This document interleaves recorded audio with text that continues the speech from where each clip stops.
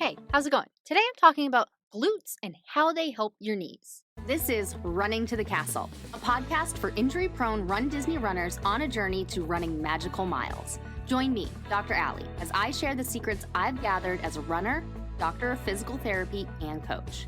You'll learn the exact ways I get my clients to the castle strong without feeling broken or held together with KT tape as they cross the finish line. If you're on my email list, recently you got an email from me talking about how the hips and the glutes are so important for your knees. But I don't have to tell you that. You already know that. You see that everybody and their mom talks about glutes and hips, and that's what you need to strengthen when you have a knee problem. But they don't tell you why. So that's what I'm here to talk about. Okay, so yes, glutes help your knees. And that's because your glutes are the biggest muscles in your hips. And combined, those three muscles help support every motion that your hip does.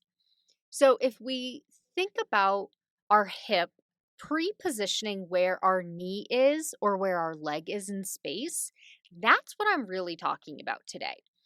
And if that doesn't make sense, let's look at a different body part that makes a little bit more sense. Let's think about the arm and the shoulder, because your arm and your shoulder are pretty much your leg and your hip if we're looking at it, right? Like our shoulder, it goes in circles, it goes up, it goes back, it goes forward, it goes sideways, it goes inside, outside, it rotates inside and outside. Our hips do the same thing. They go forward, they go back, they go sideways to the outside, sideways to the inside, they rotate in, they rotate out, they go in circles. So if we think about the shoulder and the arm again, your hand is the thing that grabs something. So sitting right in front of me right now, I have my phone and my water bottle. If I were to go and grab that, my hand is what does the manipulation of grabbing it. But in order to get my hand to my phone or my water bottle, my shoulder needs to reach for it. So my shoulder is pre-positioning where my hand will go in space. So if I want to reach out for my phone, which is kind of off to my right, I need to have my shoulder bring my right hand a little bit outward and forward, and then my hand can do its thing. So if we're thinking about the leg and the hip doing the same thing that the shoulder and the arm do, our hip pre-positions where our foot is going to land. So our foot, if it wants to land in front of us, well, it can't just step. Our hip has to reach forward in order to take a step. If we are running and we need to step up onto a curb, our hip needs to put our leg in the position in order to do that. If we need to avoid an obstacle, if all of a sudden a dog is coming toward us, well, now we need to go sideways. Well, our foot is the thing that hits the ground, but our hip tells our foot where it's going to go. The hip is what needs to move it. And then the knee is the middleman. So the knee is going to take the brunt of the force if the hip didn't do what you wanted it to do. So in order to still maneuver, your knee is going to need to do something. So if you needed to step up on that curb, but our hip didn't lift our leg high enough, well, our knee is going to need to bend more. Or if we need to step off to the side because of that dog coming toward us, if our hip can't go wide enough or doesn't go wide enough, in order to get there, our knee actually needs to do a lateral motion to accomplish what we want it to, even though our knee really doesn't do a lateral motion. Going off of that with the knee not really doing a lateral motion, it ends up being in this bad alignment, either knock-kneed or too bow-legged, when our hip doesn't do what we want it to, because our body is so smart. It compensates when something isn't doing what we want it to, what it should do, isn't strong enough to do it.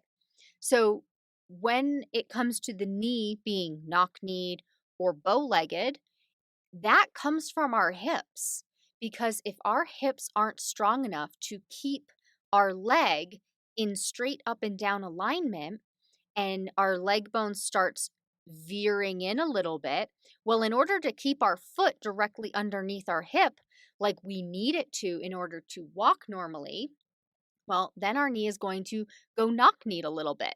Or if our hip is bringing our leg a little bit too wide for some reason, then we're going to be a little bit bow-legged because our foot is going to compensate and go in a little bit to make up for the fact that the hip is going out.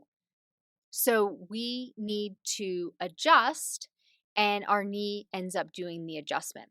So this comes into play with the knock-kneed. That can come into play with glute weakness because the glutes are a major component in the lateral movement, specifically the gluteus medius. It's also, that's the same muscle that makes our hips kind of sway from side to side. If you were ever to watch a model walk, they do this exaggerated walk where the hips go up and down, the pelvis goes up and down. Well, they're told to do that, but that can happen when you have glute weakness as well, where the hips are just kind of shaken from side to side. And that's going to change where your knee is in space in order for you to continue walking normally and stay upright. So that's why our glutes are so important, because they're what keeps our hips level, to keep our knees in good alignment so that when we take a step, our legs know what they're supposed to do.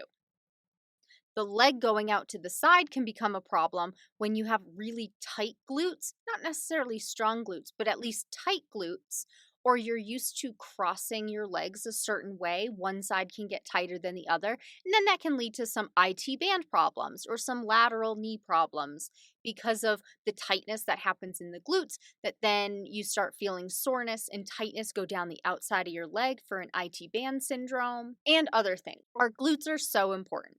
So when we're looking at knee problems, you hear and you see everybody and their mom telling you, oh, you need to strengthen your glutes. They're probably right. I would say the majority of people in general need stronger glutes because we strengthen in the direction we go. We go forward the majority of the time. So our quads and our hip flexors are really strong. We rarely go backward, and we sometimes go sideways. The only times I can really think of us going sideways regularly is when we're scooching in to our seats at the movie theater or a concert, or you just have to step off to the side suddenly, get away from that dog when you're running, or to move out of somebody else's way when they're coming up behind you or in front of you. And then stepping backward, we go sometimes, mainly when we have to open a door, we have to take a step backward. But those are few and far between. So we aren't getting the glute strength in our regular activity. And so that's why it's so important to make sure you add glute strength exercises, because you're not getting that strength training regularly throughout your day. And you're really not getting it when you're actively running. Yes, your muscles are working. Don't get me wrong. I'm not saying they're not working.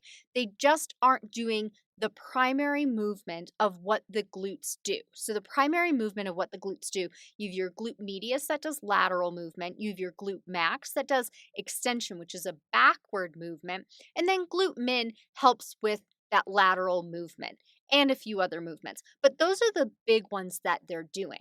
And so if you're not going backwards and you're not going sideways, they're not getting the main workout of what the glutes do. Okay, to wrap it up, I apologize if that sounded a little rambly. I am doing this off the cuff today. I didn't do much of an outline, but glutes are so important because they pre-position where your legs are going to be in space. Your leg wants to step in good alignment straight down from your hip. But if your hip muscles, your glute muscles are weak, then your thigh bone is going to go inward. In order for you to still step in good alignment, your foot is going to go outward. And then your knee has to go inward to make up for the difference between the position of your hip and the position of your foot. And then the opposite happens as well. If your glutes are tight and pulling your thigh bone outward, well, in order to compensate for that, the foot is going to go inward, and then the knee has to go outward to accommodate for it.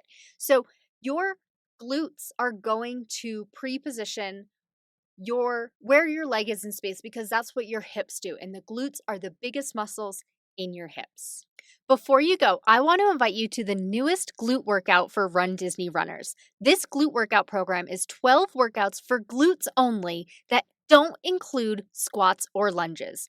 You told me you want more exercises to build strong glutes that aren't squats and lunges. If you're interested in building strong glutes with exercises that don't aggravate your knees, I invite you to sign up for the interest list so you get notified first when the program opens. In addition to first dibs, you'll receive discounts and special bonus offers. Click the link in the description to go register for that interest list now. As always, thanks so much for listening. That's all for now. Talk to you soon.